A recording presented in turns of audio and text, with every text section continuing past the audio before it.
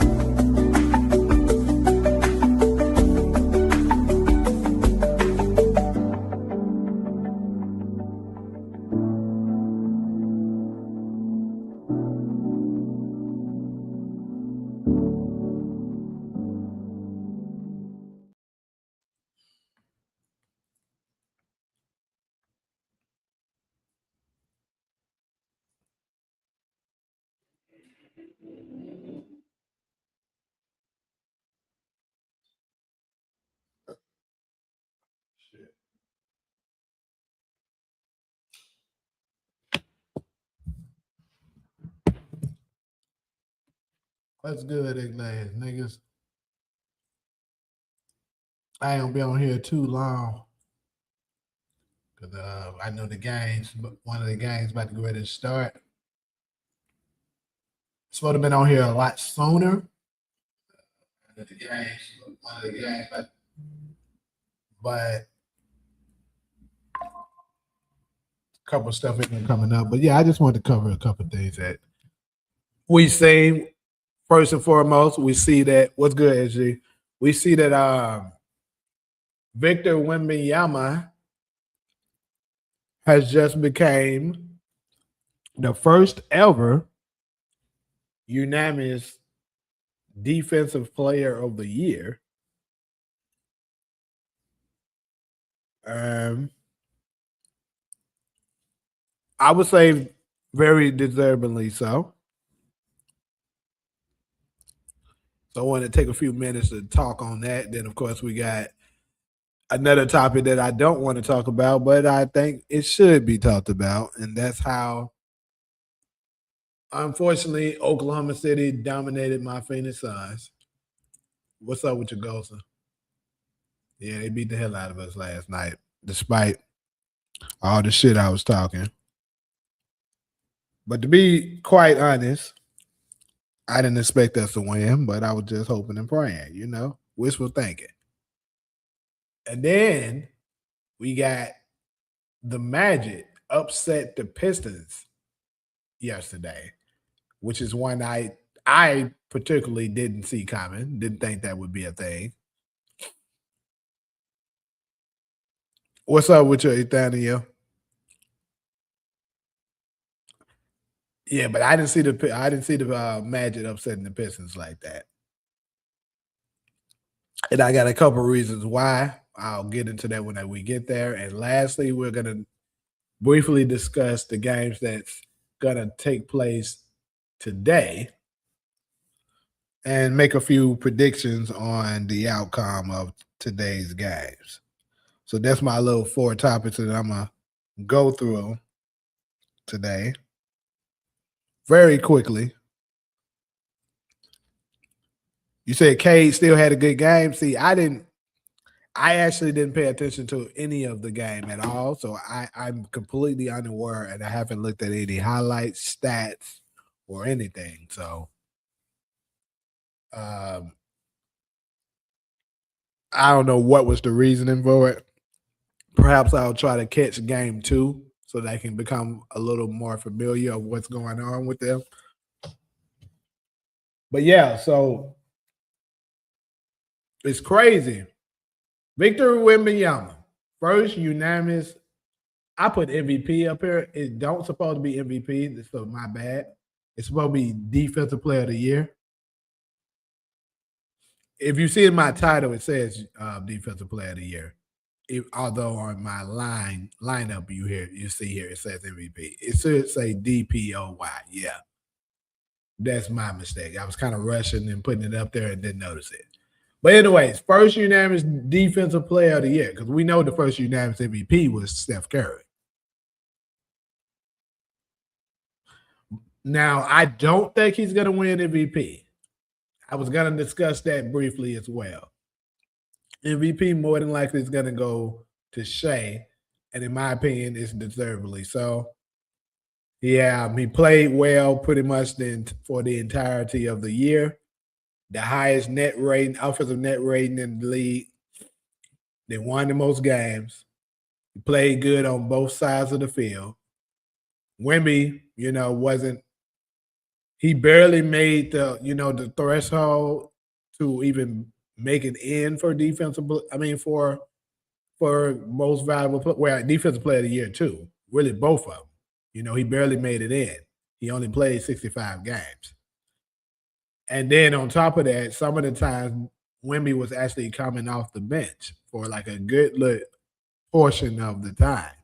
He was coming off the bench. So with all of that being said, I don't think he should be MVP.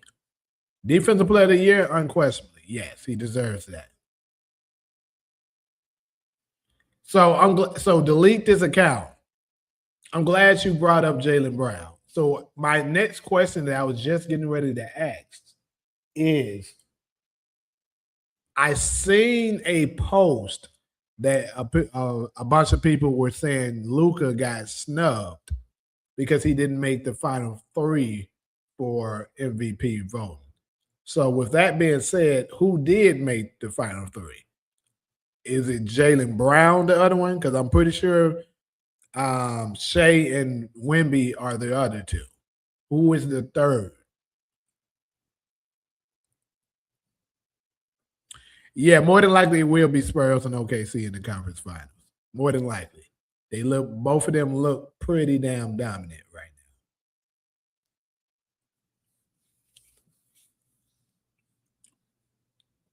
now. But yeah, this nigga Wemby is different. I gotta say. Defensively, because have we seen people get more blocks per game than Wemby? Yes. But so Cade is in it.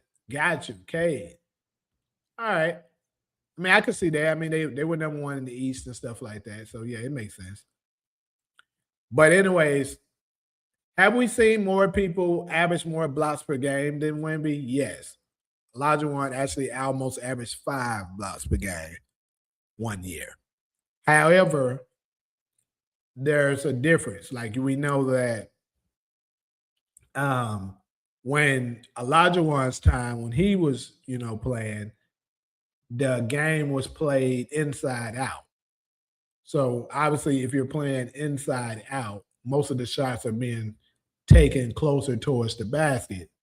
That makes it easier to get a block shot. Not saying that, he had it easy, but it is easier to block a shot that's closer to the basket, especially when you are a center, right? So with that being said, I think it's very remarkable what Wemby has been able to accomplish because he actually gets blocked shots at the three-point line. You don't see centers, during the older time blocking shots at the three-point line too often. That's rare. Now, another thing, granted, since the game was played inside out, the centers didn't have to be outside like that. Also, they didn't take nearly as many three-pointers. So I'm not saying that Wemby is a better defensive player than the other, centers and stuff from back in the day. That's not what I'm saying. But, I'm just giving the context that, the difference between the eras. But yeah, it's absolutely remarkable what Wemby is able to accomplish with his shot blocking ability and just his ability overall to alter shots in the league. Like it's so many times that, you'll see a team trying to run a break or something like that, right? They'll try to run a break. If they're playing the Spurs, if Wemby is anywhere near the facility, they'll double back. They'll, they'll circle back and be like, yeah, nah, Wemby is about to rim. Or Wemby is somewhere nearby. Or, just like, even if he doesn't get the block shot, if he's anywhere near it, he can alter the shot enough to be like, yeah, this motherfucker almost blocked me. So, he's actually one of those rare players that can control the game with his defense. And there's not too many players in the league anymore. I mean, in fact, I would say we probably haven't really seen this period in a long time. A player that has been able to dominate a game with just his defense. Because defense goes a long way. And speaking of defense, I'm going to go ahead and head to my next one because, like I told you, I'm not going to be on here very long because I know the next game is coming. One of the games is going to come on, and I want to, give people time to go and enjoy the game, and I want to actually watch it myself. Also, for anyone that might be watching on UAN TV, subscribe over to the UAN Hoops channel. I'm gonna go ahead and post it in the chat really quick because eventually I'm going to be only doing NBA content on the UAN channel, the UAN Hoops channel, not the UAN TV channel. Only reason why I'm still putting it on here right now is to expand my reach because that's a bigger channel. And with how the algorithm works, with me putting it on a bigger channel, it'll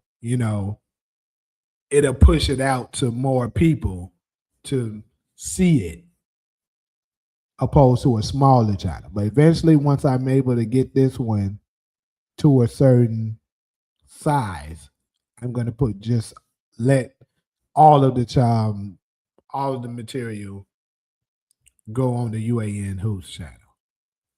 So here is the link. I'm going to put it down here for you guys to go ahead and subscribe over to that channel. But yeah, so back to what I was saying. So on to the next topic. We have Oklahoma City. Now, I myself is somewhat of a fan. I would say I'm a fan of Shai Gilgeous-Alexander. But Shai Gilgeous-Alexander right now is making the case to try to make me start hating on him. You beat our ass like that one more time, nigga. I don't like that. You can win the game, but don't be trying to dominate us like this. Now, I'm going to go ahead and take it and say the reason why we got our ass beat so bad is because we was a bit tired. We just got through playing 2 play-in games, and we were just fresh from another game. We didn't really have time to rest. OKC been resting all, for nearly 2 weeks. So they came fresh in home court advantage and dominated us. Game 2 is coming Wednesday. We get 2 days of rest. We get to strategize a little bit. Because think about it. Game 1, we didn't get to do nothing. Because we played Friday. And then Friday night, with the game being Saturday, we had to immediately go ahead and fly to Oklahoma City and prepare for the game Saturday. So that means if we had a practice Friday, it had to have been a very light practice. They may have watched some film or something like that. But, they didn't really have time to prepare for, the game. Plus, they may have been tad bit fatigued. Now, this might be sounding like I'm making a little bit of excuses, and maybe I am with glass niggas.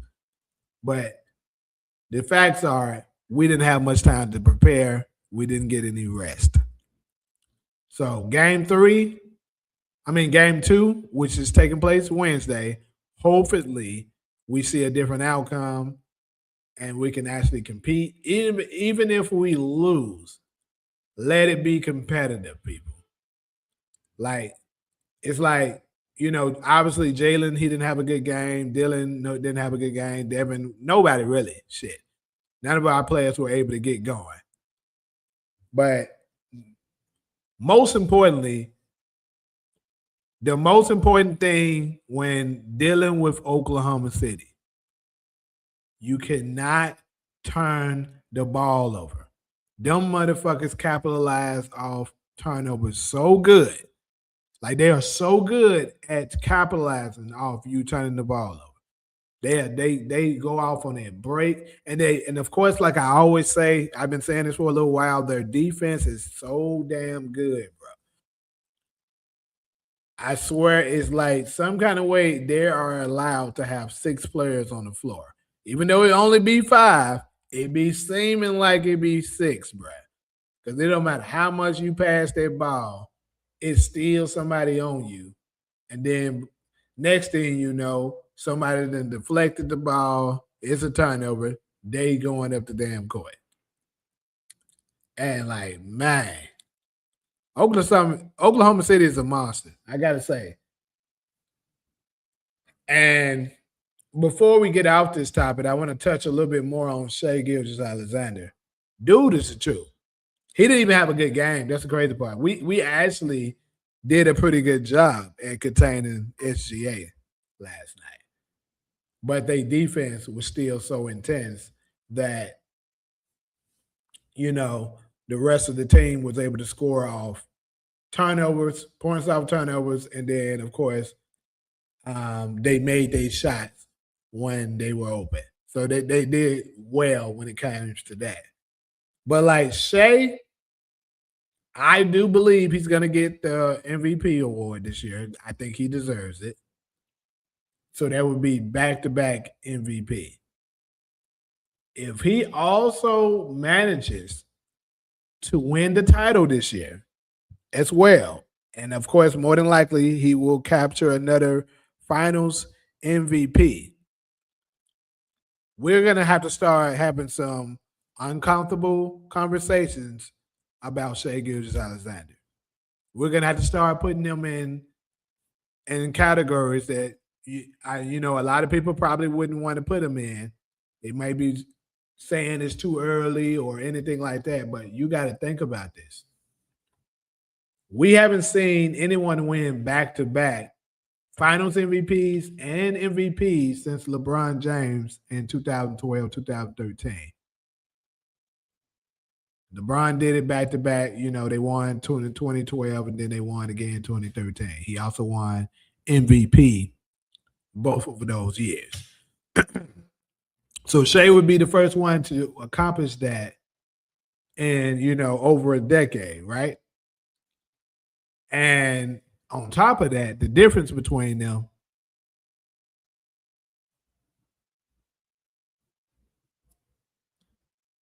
what do you mean? Honestly, Hakeem too, right? But defensive player of the year. But the difference between, LeBron and Shai would be LeBron was on the super team. Shai's team was organically grown. So his back-to-back MVPs and Finals MVPs is going to hold more weight than the ones LeBron did in Miami. And then if you go past, LeBron's Miami days, the last person to do it would be Michael Jordan. Like, that's how crazy it is. So you got to, that's the league of people that Shai would be entering when doing that. Back-to-back MVPs, back-to-back Finals MVPs.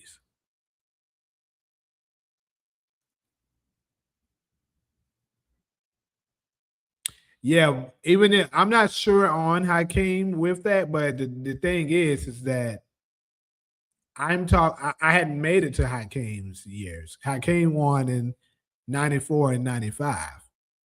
I said the last person to do it if Shea pulls it off this year, would be LeBron, which was 2012. I hadn't made it there yet,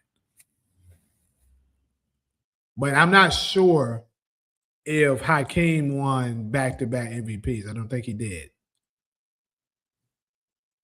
What's good, DeMarcus? If Kyrie would have stayed in Cleveland, who knows? What do you mean with that?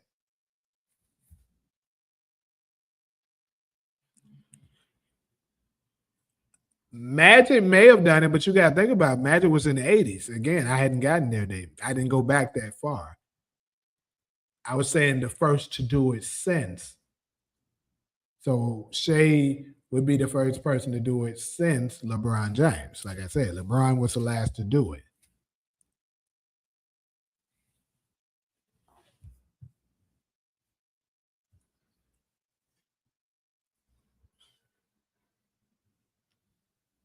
So I think if Shea pulls this off, he absolutely, I think he belongs in the top 20 minimum. He pulls this off, he's automatically in top 20, in my opinion. Because this is another score. This is, hold on. I think he won the scoring title last year, so he got a scoring title under his belt. He averaged 30 points per game while shooting 55% from the field. The first guard ever to do that. Then back-to-back number one seeds in the league. He's gonna more than likely probably end up winning the Clutch Player of the Year award. I mean, we know that that's a newer award, so that's something that Kobe, Michael Jordan, players like that didn't have a chance to win. But still, we're just saying all of the things that this dude is accomplishing, and he's doing it while not being on the super team. That's another thing that's very important. Shout out to my boy DeMarcus. He said, could you see Ja Morant and Kawhi Leonard playing together next season? Playing together in what team? On what team? Because I'm actually positive that Ja Morant is going to be moved this year. We can just tell about everything that's going on. Ja Morant is going to be moved this summer, more than likely. And as far as Kawhi, with what's going on in with the Clippers, he's more than likely going to be moved too. So in order for that to happen, both of them will have to get moved to the same team. So I would say the likelihood of it isn't too great unless Ja comes. Let's say Ja gets traded to the Clippers and Steve Ballmer and all of them decide, okay, let's just keep Kawhi and let's see what we can do with Ja. But I don't think that makes any sense because you have Darius Garland there already. You don't need Ja if you got Darius Garland.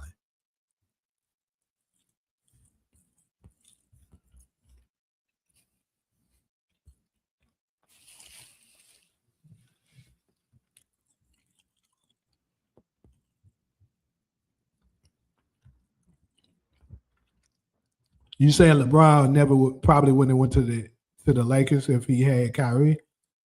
I don't know. It's possible, but I think LeBron is the type of guy. Once he gets in his head, he think he can't win, he's leaving. And as long as Kevin Durant was over there in Golden State, I don't think LeBron felt like he could beat them. So he may would have dipped before that. He may would have still dipped out. I'm not sure.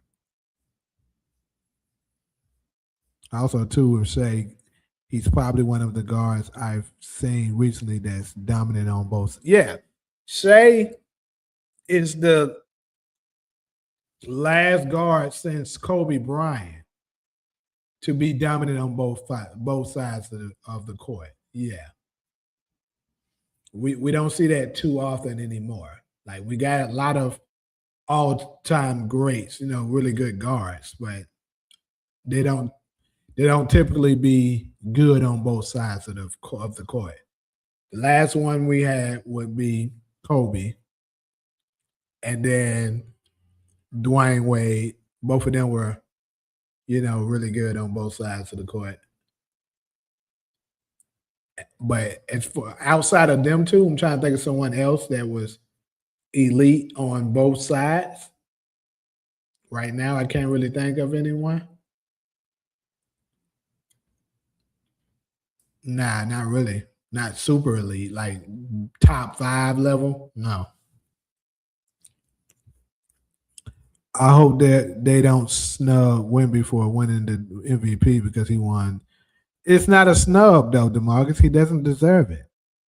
I don't know why people are saying that he does. He doesn't deserve it. He deserves Defensive Player of the Year, which he got. He does not deserve MVP. They're going to give that clutch shit to Jalen Bronson. I don't know about that because I haven't even been hearing him in the running like that. But we'll see.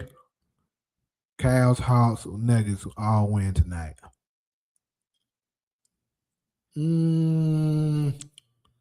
I don't think the Hawks are winning. I'm going to go ahead and put that out there. I don't think they're winning. And I actually might take that the Nuggets will lose tonight as well.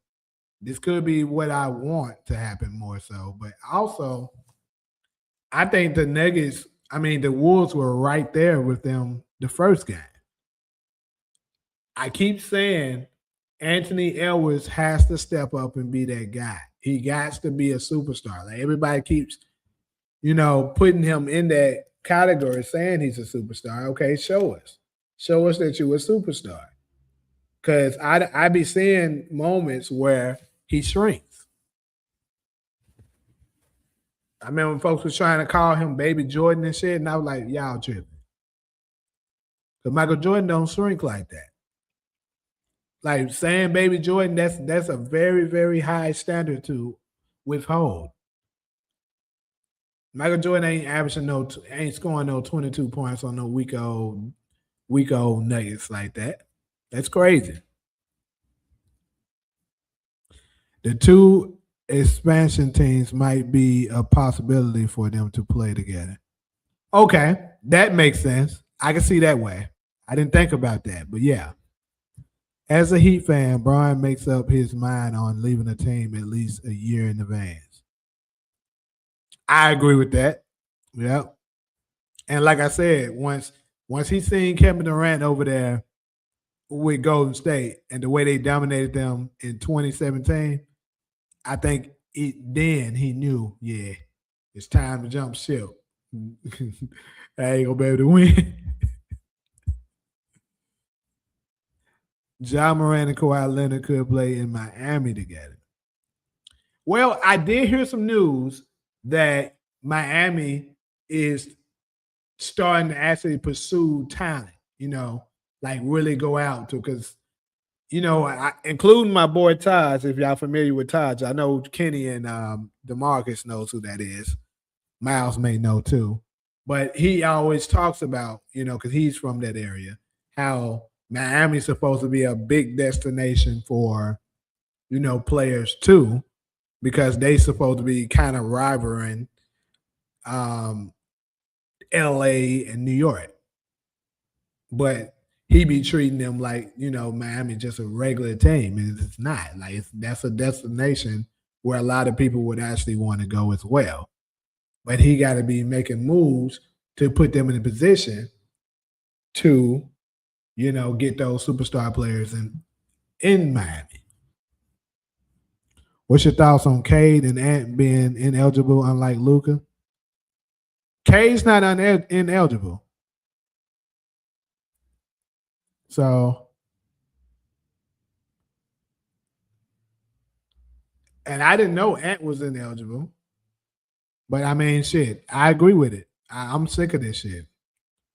I think they need to continue it. I actually would go as far as saying they might need to up it up more. Because this new NBA is trash, bro. All these whiny crybaby ass players keep on complaining about it. Nigga, we're used to seeing players throughout. When I first started watching the NBA religiously. I started watching probably around that 2005 range, right? That's the range where I started watching it religiously, paying attention to all the games. During this time period of watching the NBA, I was never worried about, is my favorite player going to play tonight? Or even if it's, let's say, if it's not my team and I just want to watch some good NBA basketball.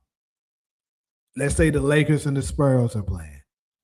I was never concerned, is Kobe playing tonight? Is Tim Duncan playing tonight? Is Ginobili playing tonight? I knew they were playing. The only way they weren't playing is if they were injured. And if they were injured, you knew they were injured. It wasn't this bullshit that they're doing now where these players just mysteriously getting injured at practice and shit. You don't see it. And they robbing the people out of their money. That's what's happening. And I told people, the last live, 2019, when they implemented, 18, when they implemented to a lot sports betting to the NBA, it killed it. Because that's why you're seeing all these mysterious injuries happening. It has nothing to do with these folks getting hurt. It has to do with they're purposely having these players sit out so that they can fuck up the betting odds and steal our money. That's what's happening. I agree. Wemby's not winning MVP yet, and he doesn't deserve it. Not yet. You're right, Kenny. I didn't think the Magic was going to win. And when you said what you just said, I absolutely considered that. He was right last time. But I'm still going to say what I got to say. Nobody said the number one seed guarantees a ship. I don't know why you're saying that. You're saying the Wolves don't have enough firepower, but I think they do. They just need Anthony Edwards to play like Anthony Edwards. He got to step up and be a superstar.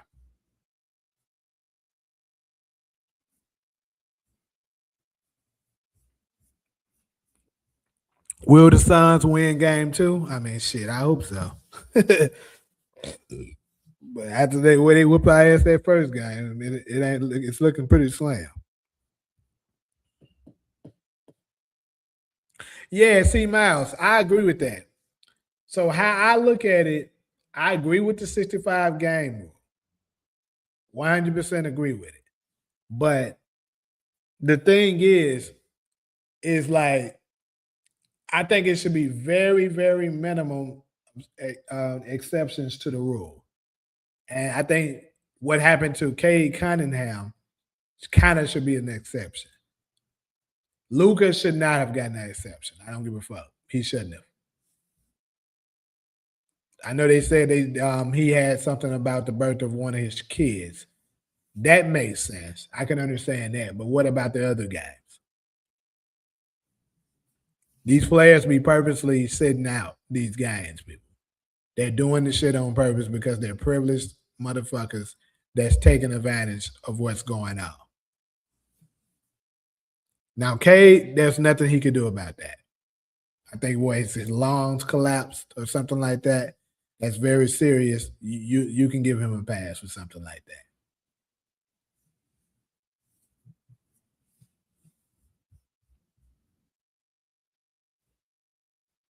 Yeah, legalizing gambling absolutely ruined the sports, 100%. I just noticed I can go a little longer because don't nobody really care about this Raptors Cavaliers game, and the Hawks Knicks game don't start until 5:00. So got a little bit more time than I thought.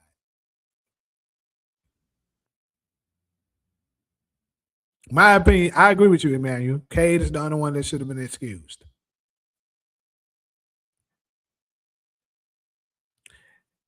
What you're saying, DeMarcus, makes sense for them to do it.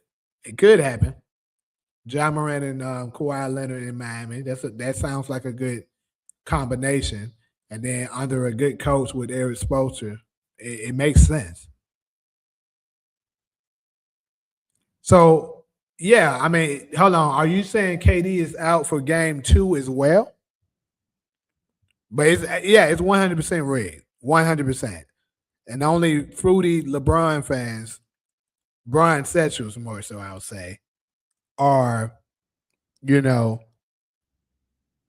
are acting like they don't see it, that it's rigged. There's no way in the world you can tell me this dude bumped into somebody's knee at practice, and that's why he's side out. Come on, bro.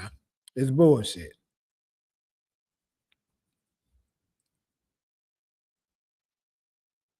You said Spo is losing his way. Spo haven't had much talent either, though, bro. You got to think about that. He's been competitive for a very long time without having talent. The Miami Heat hasn't had much talent since Miami left. I mean, since the LeBron, Wade, and Bosh trio, to keep it 100. The Jimmy Butler era was cool, but that team wasn't that talented. Jimmy Butler during that time was what? Maybe top 10 in the NBA. I don't even think he was that. Maybe in the playoffs he kind of emerged to top 10, but during the regular season, bro, he was maybe top 15. And he's your best player. So they didn't have much talent. I agree with you on the KD shit. But what I'm trying to tell you is that they're rigging it now. Prior to this sports gambling shit, yeah, Kevin Durant never would miss a game. Unless it was a serious injury. But what I'm telling you now is that the NBA are making calls now. They're saying, hey, you're injured now. End of story. You're injured.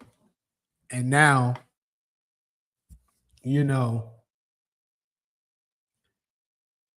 injured and now you have to sit your ass out and let the outcome happen. Whatever happens. They're doing that shit.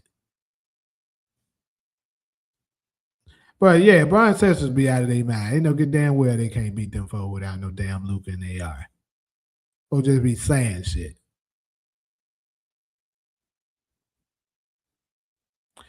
Well, I'm gonna let you have that because I don't watch the Heat's game like that to really know that part. You could be correct. But anyways, let me go ahead and I'm gonna go and touch on this Magic and Heat and Pistons situation. Now, I personally did not watch the game. I didn't even look at the stats of what happened yesterday. Let me check the stats out now. So Banchero had 23. Looked like it was spread. It was an all-out effort. The whole starters lit them up. 23, 19 for Wagner. Carter had 17. Bain had 17. And Suggs had 16. So yeah, the starting lineup just lit their ass up.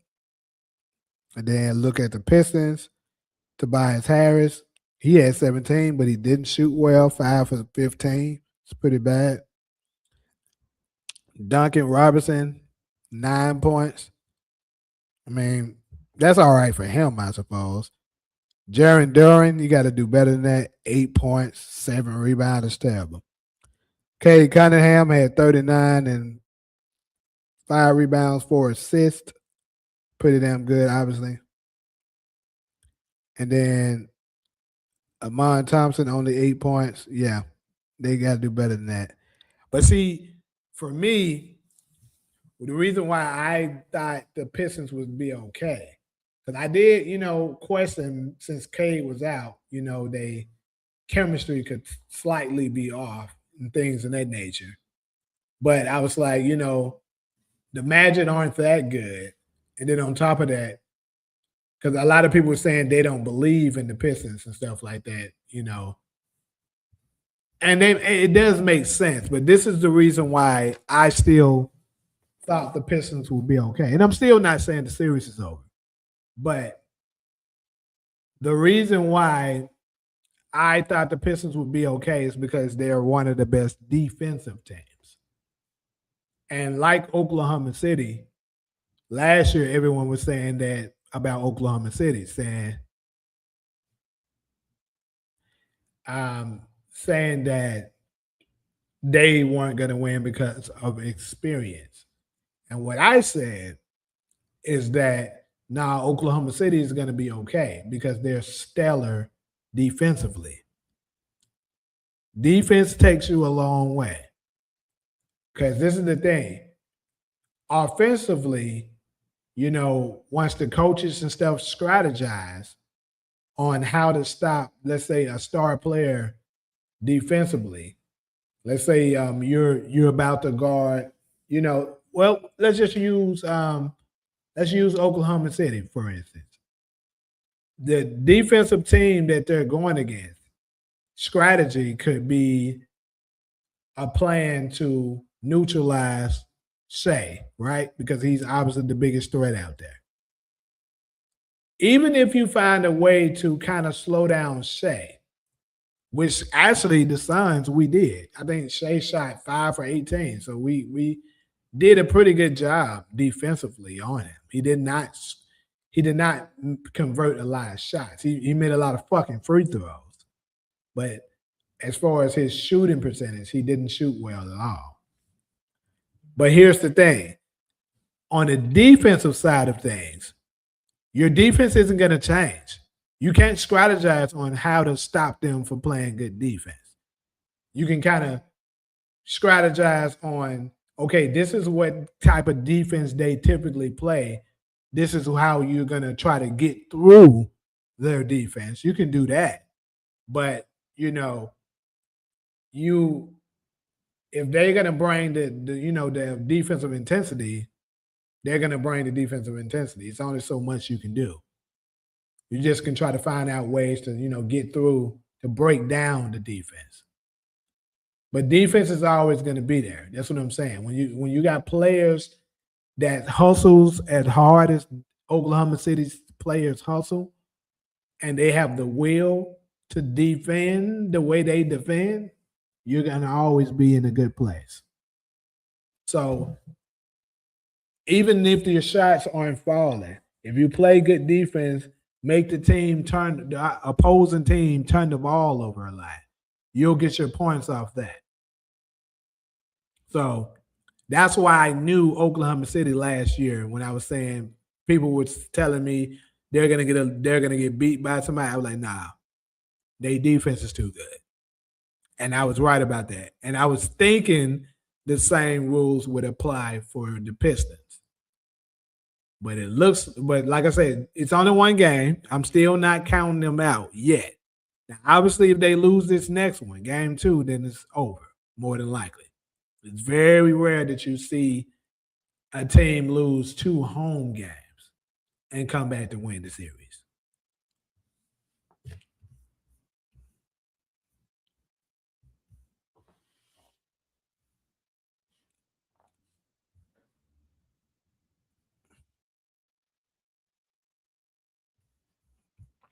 But Duran has to average a double-double. I agree. Duran, he definitely has to do better. There's no way in hell you can have no 8 points. What was it? 7 what the fuck do you have? 8.7 rebounds. That's absolutely unacceptable.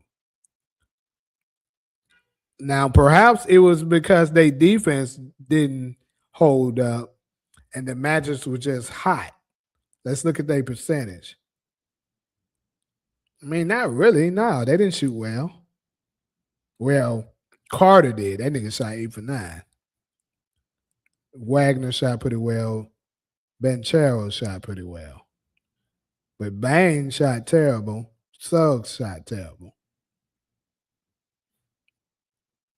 Yeah, overall, I would say the team, it looked like they shot well. So it is kind of hard to rebound when the team's not missing. But either way, they're gonna have to find a way defensively to lock that shit up. And Duran, he's gonna have to give us, well, I'm saying us like I'm a Pistons fan. I'm not. He's gonna have to give them, I would say, minimum like a 15 and 12. Like you need to be having a game like that. Magic love to play slow and physical and great defensively. It's the same play style as the Pistons, except they have multiple creators. Again, I don't watch too much of the Pistons or the Magic to really know all of that. I just know the Pistons excelled defensively. Now, Kenny, I remember you saying that the reason why you didn't trust the Pistons is because outside of Cade, they don't really have any shot creators, and that's pretty much what you're saying now. And it might be a lot of truth to it. Like I said, I'm gonna try to check out game 2 to see what I see, to see if it's some validity to that. But that might be the case. Do you think the Pistons could still come out on top, or do you think they some? I'm guessing you're asking, do they need some adjustments? Like I say, I haven't watched the game to really know. I would have to watch it. I haven't watched any highlights or nothing. Now, if you're gonna ask me, do I think they can come out of the East? No, I never thought they could come out of the East. I just thought they would be fine against the Magic. The team I got coming out of the East is the Celtics, and I said that right after the All-Star break.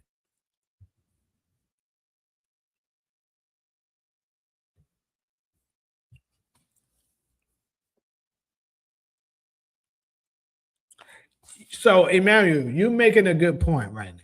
You said I think the Pistons wasn't mentally ready. They wanted the Hornets. So this is another reason why I can't stand the play in. The moment I saw the rules of the play in, I was like, this is stupid. The reason why I'm saying this is because why the fuck would you have a play in that or have any kind of rules that isn't in favor of your best team in the league? That doesn't make sense. Think about this. The Oklahoma City had the number one record in the league and in the West. The Detroit Pistons had the second. Well, no, they had the third best record, but the number one in the East, right? Think about this. If there's a play-in happening, you don't know who the fuck you're playing. And that fucks you up. Like, for instance, in the Pistons, in this situation, it's the Pistons. You might think, okay, maybe we're gonna play the Hornets. Let's say they think the Hornets is gonna excel in the play-in. So that's the team that they're strategizing for, right? But turns out, nope, it's the Magic. And now you got to hurry up and try to go back to the drawing board and plan for the Magic. You only had one day to plan for it, opposed to how it used to be. Soon as the playoffs start, you get like a week off, almost a week off. You know exactly who you're playing. So as the number one seed, you strategize on how to beat the number 8 seed. But now the number one seed and the number 2 seed is at a disadvantage. The two top teams in the conferences are at a disadvantage now because they don't know who they're playing. Actually, the 3 in the first round, the 3 seed kind of has the best position because they ain't got to worry about that. They know they're playing the 6 seed. That's crazy. I don't know why the fuck they did that like that. That's dumb. But what it is, well, let me say I don't know why. I do know the reason. The reason why they did it because they're greedy and they wanted to get out more money. That's what it is. Having 2 extra days of playing equals more money for them. It's all about greed.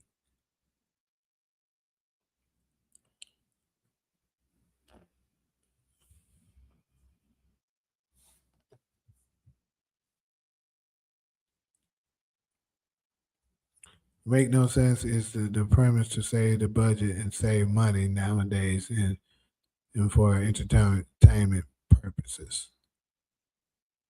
Yeah, I think the Pistons will still win the series too. I think what just happened the first game, I'm gonna just classify that as a fluke. They probably will come pretty strong and beat them by 10 plus points this next game. You see Cleveland coming out of the East, that's crazy work because I can guarantee you that won't happen. Cleveland ain't going nowhere. I'm going to tell you this right here. Any team with James Harden on it ain't going nowhere. That's almost the rules and regulations to to the NBA. If James Harden on your team, you ain't going nowhere because that fool gonna joke. Celtics absolutely coming out the East. That's who's doing it.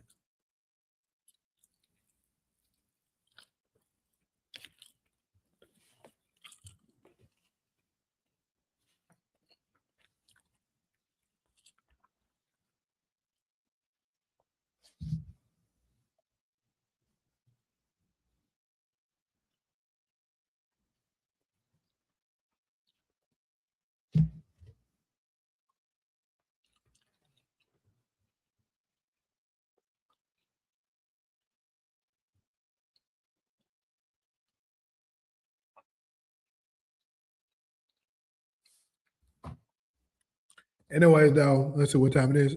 4:42. We'll go ahead and go to this last topic.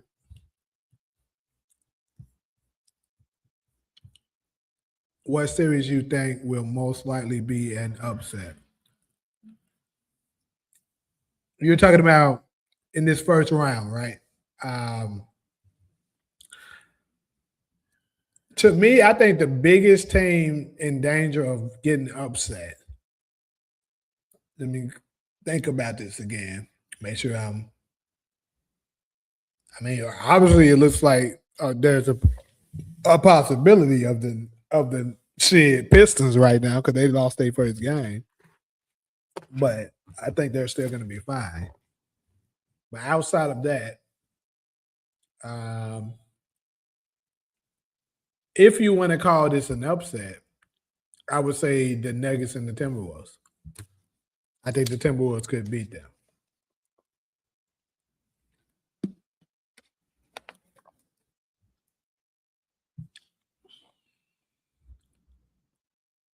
Please save this one. Cleveland goes to the finals.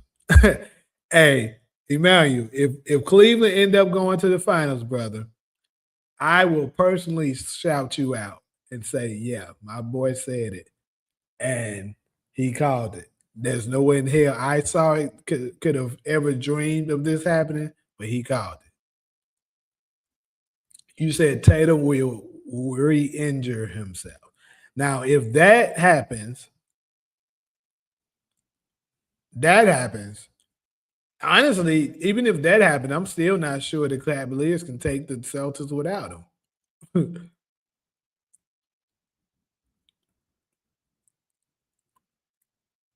Harden ain't going nowhere. That nigga trash.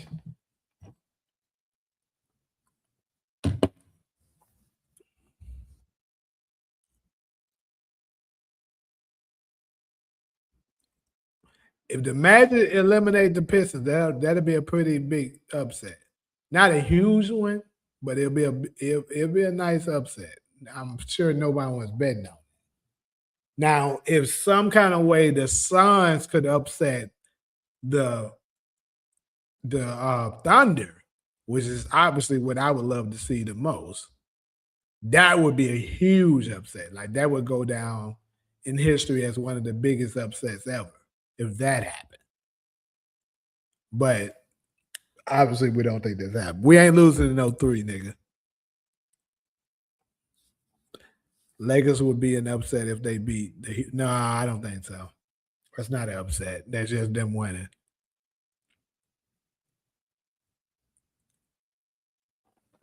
I don't know. Yeah, y'all trying to give the Lakers too much credit on shit. I keep telling people the Lakers have a better team than Houston. I don't know why the hell y'all think they don't. Lakers have the Houston Rockets don't have anybody. That's why I keep telling you, all them folks are frauds. Outside of Kevin Durant, nobody on the goddamn Rockets is legit. The only other person I would say that's legit outside of Kevin Durant, he's injured, which is Fred VanVleet. Now, if he would have been playing, it'd have been a different story.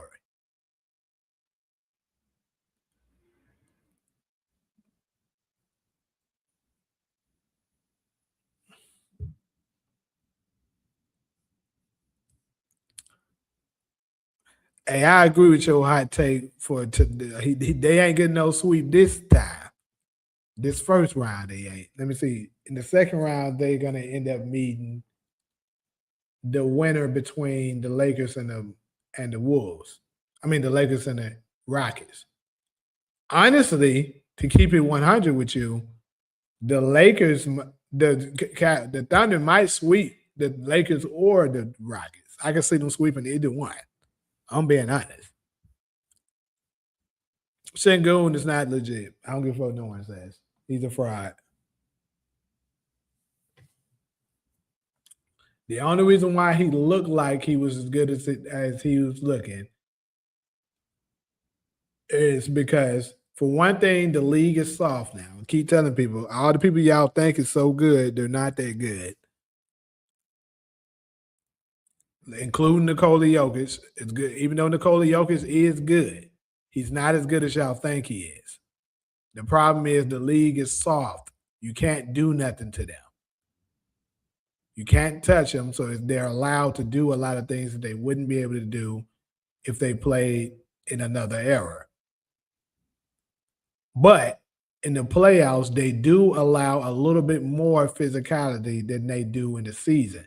That's why you see these same players shrink a little bit in the playoffs.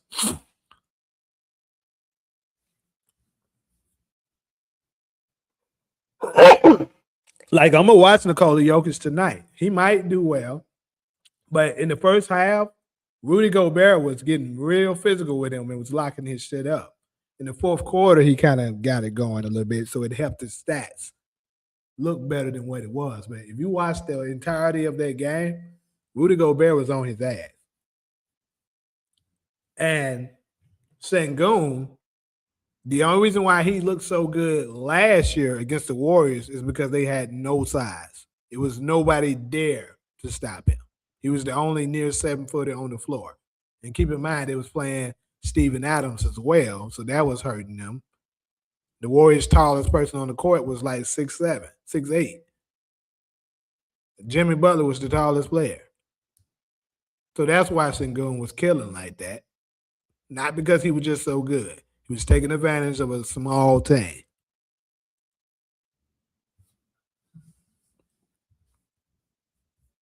Talia was good.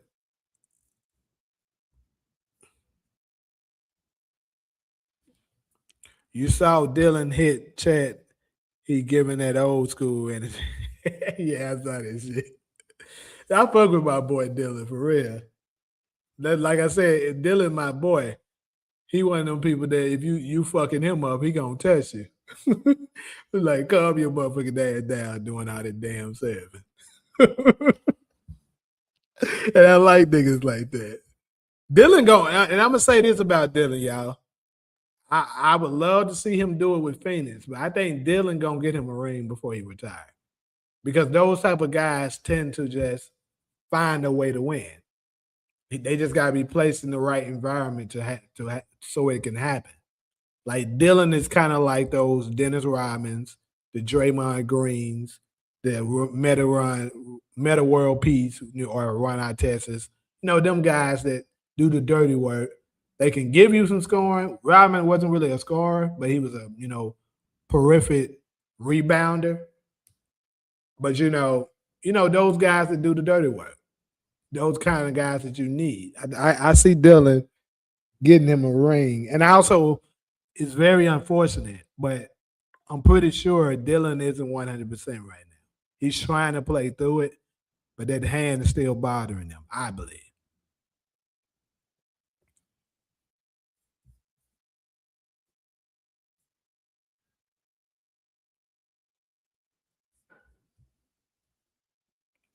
The Lakers was doubling Sengun before because the Lakers suck defensively. That's why. The Lakers ain't, and then think about it, the Lakers ain't got no size really either. What's his name? Jackson Hayes.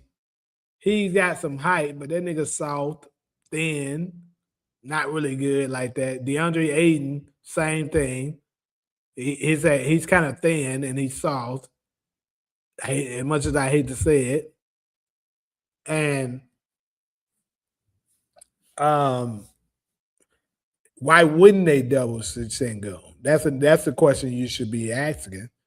The rest of them, Şengün, what I'm saying is I don't think Şengün is a great player like y'all trying to put him out there to be. I think he's cool. I'm not saying he's trash. He's not. But he's not all that. I think he's a good player, not a great one. So with that being said, I think he's a good player, and I think Thompson and the other cat that y'all was mentioning, they're okay. They're not all that. The Lakers, they got LeBron. LeBron is obviously still a good player. He's the best on the floor right now. And then Luke Kennard, pretty good goddamn player, as you seen the other night. DeAndre Ayton is a good player. If he wants, he's mediocre. I'll say he's solid. I'll say that. Because he's very mediocre. That nigga, sometimes he show up and do pretty well, then sometimes he just collapse. So it is what it is with that nigga. But Rui is a very solid player. He's pretty consistent on what he does. What he brings, he's going to bring that on a consistent night. And then this is another thing that should let you know how pathetic the Rockets' offense really is. The Lakers' defense is trash, people. The fact that they only scored 98 points against a trash Lakers team lets you know them motherfuckers are ass. They're not as good as y'all trying to portray them to be. And this is coming from somebody who's going for the Rockets. I'm hoping the Rockets can win.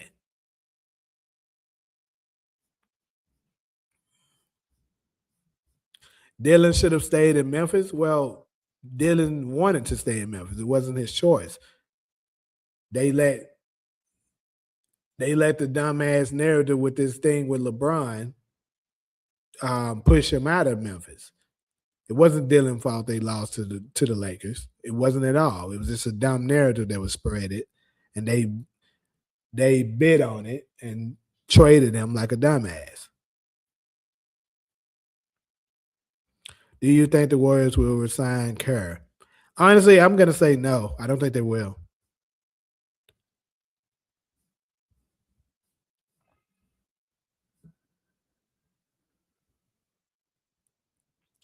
John Morant and Steph Curry. I mean, it would be cool if the plan is to, eventually let John Morant takes over post Steph Curry. Yeah, that'd be cool. I think.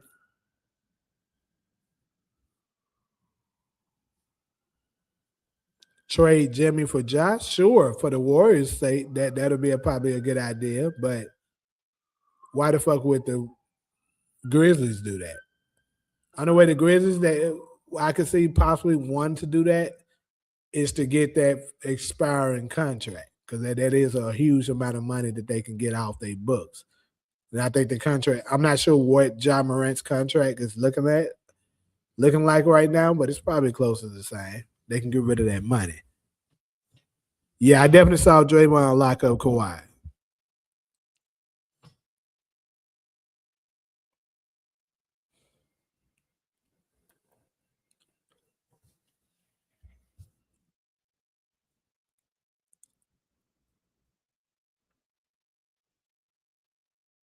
Well, I'm not saying Steph and Ja would be great together. I'm not saying that's a great combination. I don't think so. But here's the thing. Steph Curry's older. Steph Curry's on his last legs. He can retire any time now. You got to, if you want to secure your future, maybe getting John Morant won't be a bad idea, is what I'm saying. John Morant is still pretty young.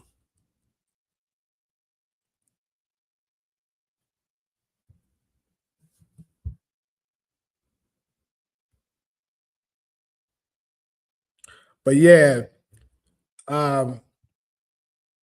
we know we got the Knicks. We got the Knicks and the Hawks playing, and we got the game that I'm more so interested in, the Wolves and the Nuggets. What y'all got with them? I'm gonna go with the Wolves taking down the Nuggets tonight. think Anthony Edwards is gonna finally show up. Well, he's gonna show up today. Probably drop anywhere between 32 points. I say Julius Randle probably will have a solid game. Not a great one, but a solid one. Anywhere between 18, 22 points. And I could actually see a game where Nikola Jokic is probably going to have a pretty good one, but I think Jamal might not. Because Jamal played pretty well the first game. I think maybe he'll calm down and just have an average game tonight. And the Wolves will be able to pull it off.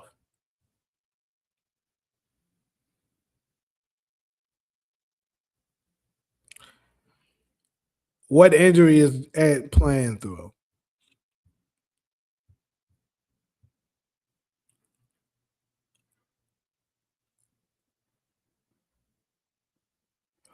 The reason why teams didn't want to trade for Giants because of the hype, the NBA with their bullshit. The NBA be having this bullshit where we kind of talked about this a little while ago. I think I think the league wanted to make John Morant the face of the league, but being the face of the league comes with a lot of bullshit. And I think John Morant wasn't willing to do it.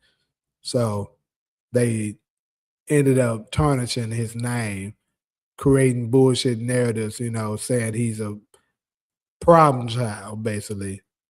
So, a lot of teams don't want to touch him. That's what I believe happened with him.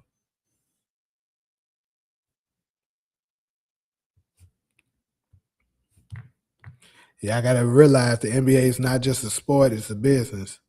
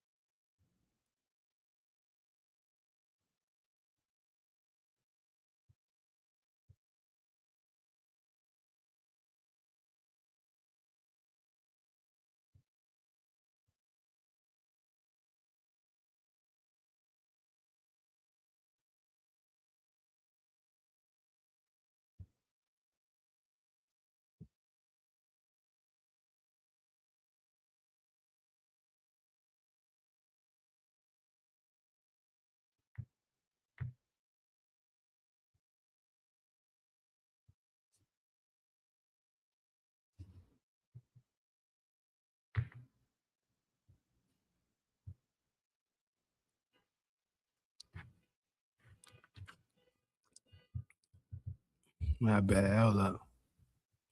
Hold on, man. You from Memphis? Shit, I am too, nigga. What part?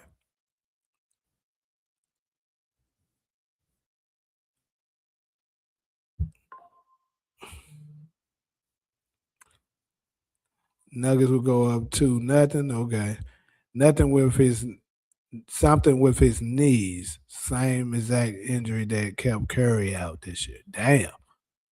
But that ain't good.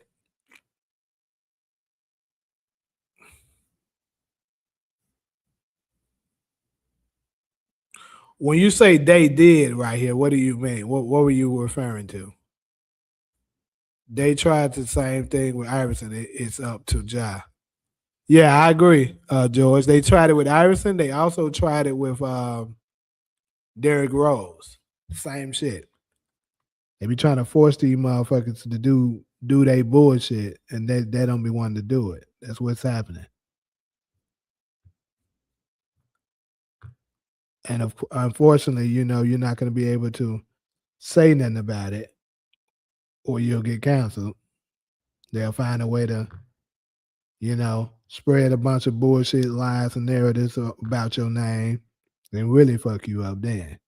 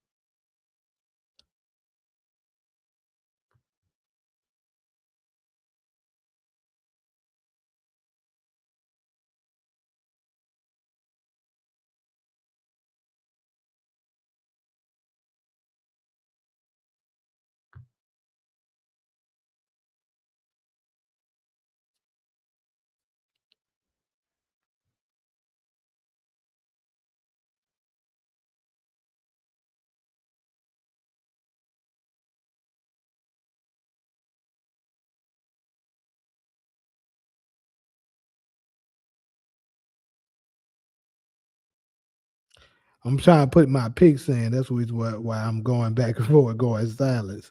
Try to get these picks in before this damn game come out.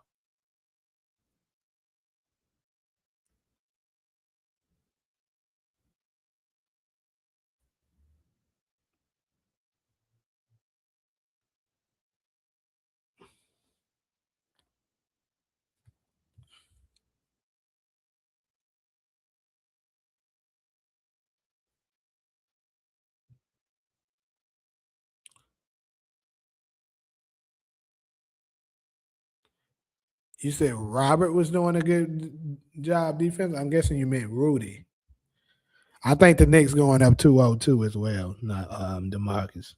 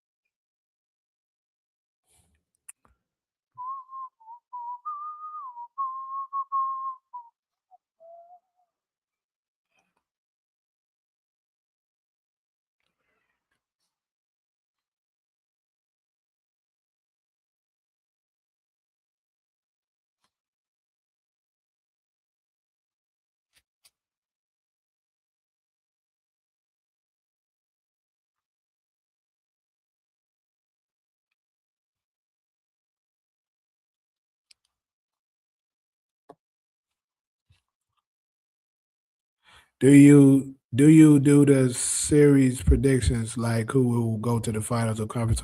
I normally do it. I didn't do it this year, and I still got time to do it, but it's just so damn hard to predict, especially with the sports gambling bullshit going on. But because it's not going to be solely based on they talents, it's going to be based on what the fuck they trying to do to manipulate money. Houston or Minnesota are in win now mode because Trey Young wouldn't be in DC.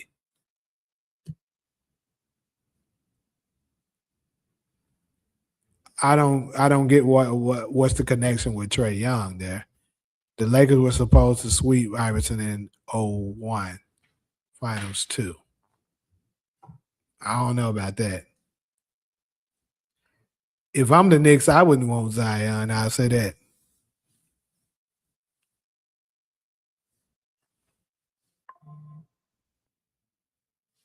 There's a nigga's a bust, a fat ass, lazy nigga that all he care about is eating and getting hoes. That nigga's not serious.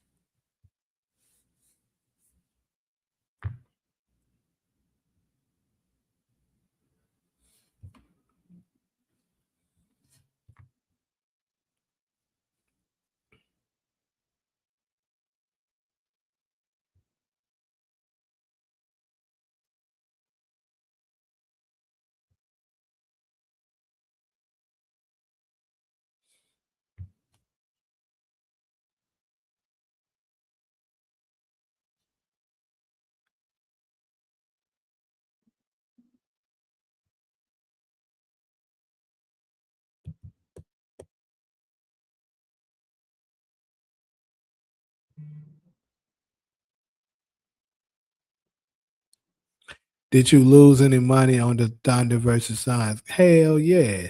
The fuck?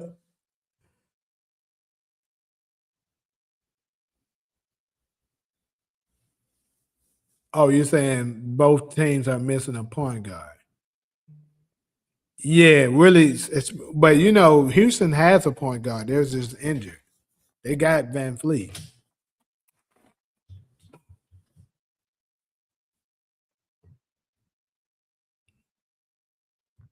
Kind of crazy how you don't have a lot of backup point guards. Like, once upon a time, all the teams had a backup PG. But now, with this positionless basketball bullshit is going on, sometimes you don't have 2 point guards. Yep, definitely going live after the Denver and Minnesota guy. Sure is.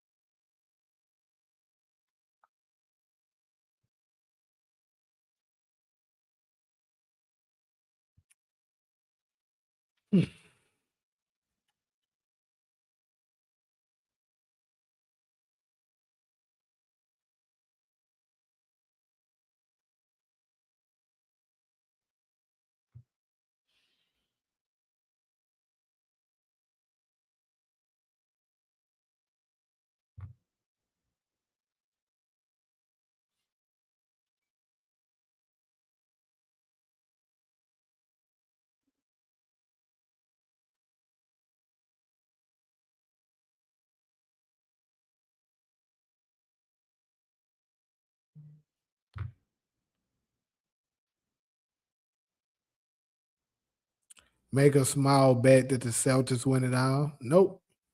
Because I think it's a possibility that could happen. So I'm not gonna make that bet with you.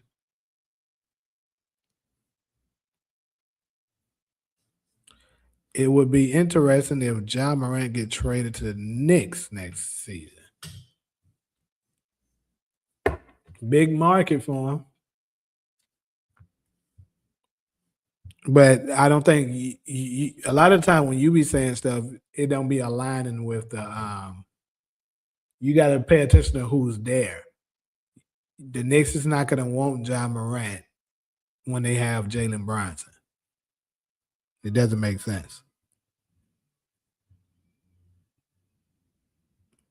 Now Miami, that could work because they don't have a point guard really.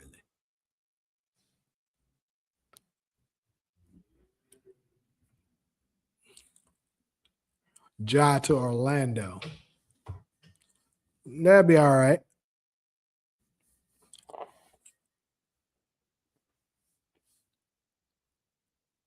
Fuck that Ja to Phoenix. Come your ass to Phoenix. We need you.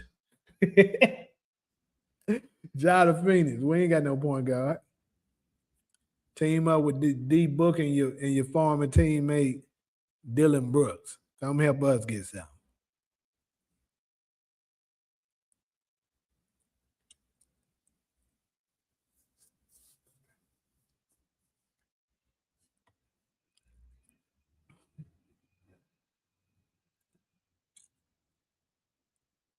Yeah, that bro. If Ja and Book teamed up, they'll have a hell of a backcourt. Real shit. They backcourt to be tough.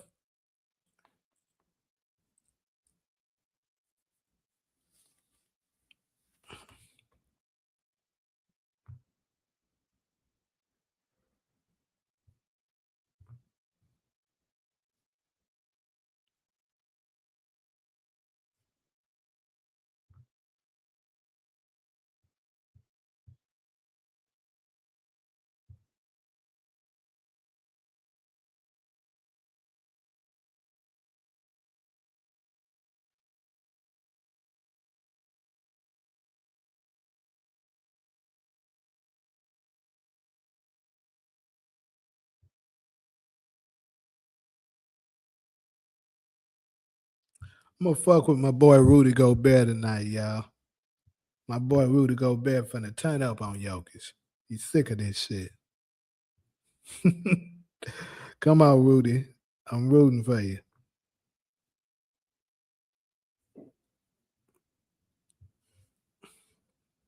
Matter of fact, I might go live doing the Knicks and Knicks and the Nuggets game, do live reaction.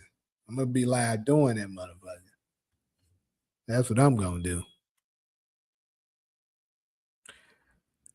Brooklyn or Sacramento or Indy would suck for that nigga.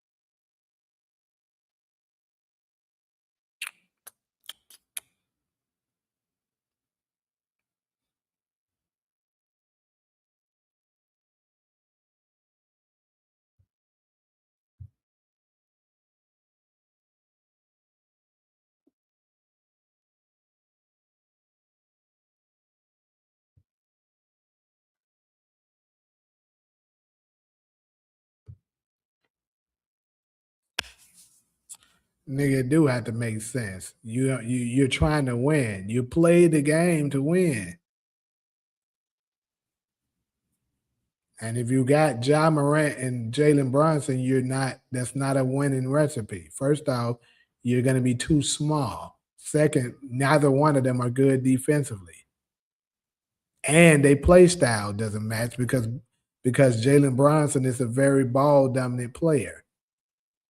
It doesn't work in any measures. It doesn't make sense. Stop it. Then you got two big superstars. You gonna have to deal with egos. Both of them playing two players that play the same position, battling each other for who's gonna be the top dog at the point guard position. I mean, they can do it, but it would be stupid. It wouldn't work.